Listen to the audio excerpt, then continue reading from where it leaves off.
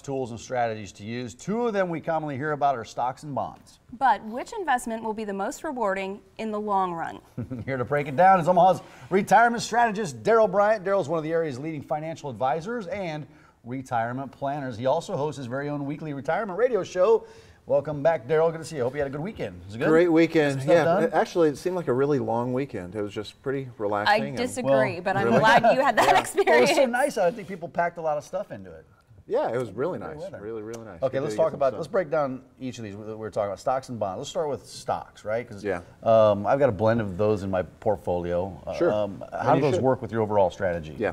Okay, so surprisingly, I think that a lot of people don't realize the difference between a stock and a bond. Okay, so let's back up real quick and talk about what that is. Then maybe you can understand the risk associated with that. Okay, so a stock is an equity position, what we call an equity position. So when you buy a stock, Mike, what you're doing is you're buying a tiny little portion of that company. So you're going to hope that the value of that goes up. In that case, you might sell that, for a capital gain.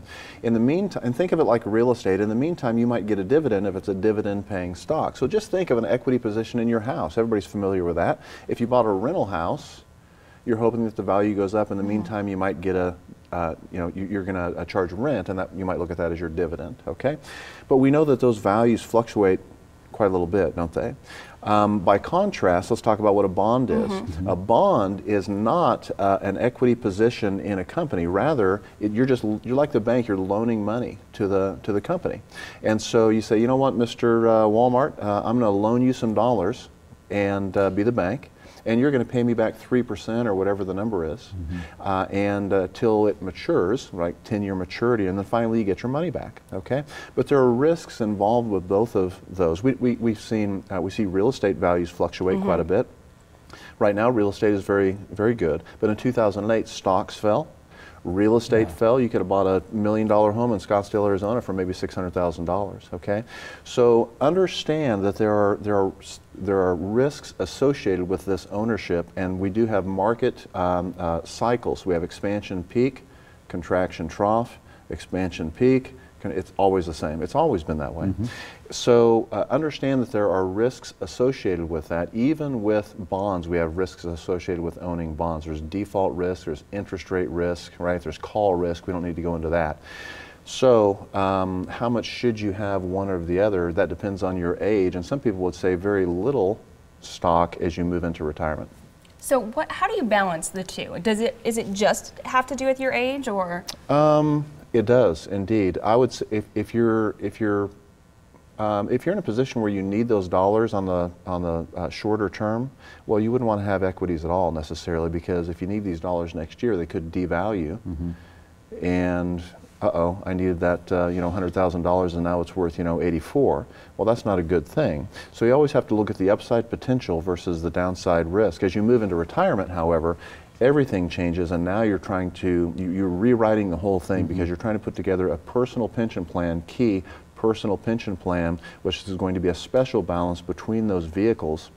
And you'll never know that balance until you do some basic math, which will dictate what your balance is. And when we determine how long it's going to be before you need these different pockets of money, that will dictate where you park the dollars in the first place. And you look at each individual independently of another, depending on what they need. So how do you, I guess, what are the benefits of having a bond?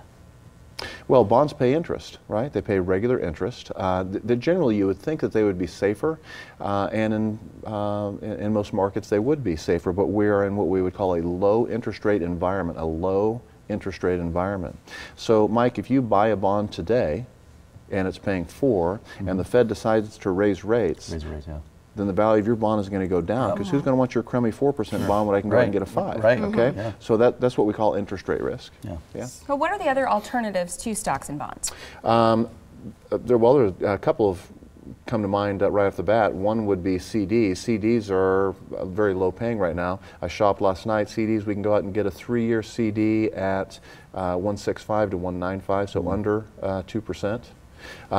There is an equity indexed annuity product, which is no risk at all, backed by the full faith and credit of the issuing entity, and that is last year paid about 11.5 on an indexed annuity. That's quite a bit. It's quite a little bit. Yeah, Yeah. it's better than the S&P did last Yeah. year, and your principal is protected at the same time. Yeah.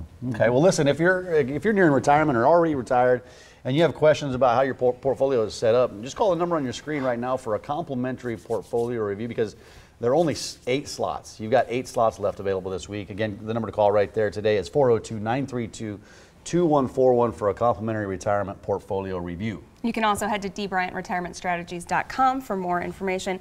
Not only advice today, but a little bit of a lesson, a financial lesson as well. I think a lot of people, all the terms kind of make their heads they swim a little bit in this information.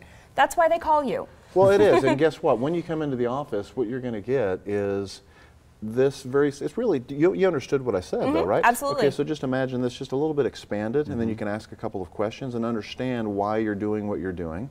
And then we put together a personal pension plan for you as you get ready to retire. It's most people have never seen that process before because it's not an area of specialty. Yeah. But you listen, you need to get that done. If you're moving into retirement, you better put together a personal pension plan as opposed to just having all your stuff just going up and down and up. That's no way to retire. It's very stressful. No, and you want it personalized, like you said. You don't want to just take a template and match it with your portfolio. So everything's got to be customized for that individual.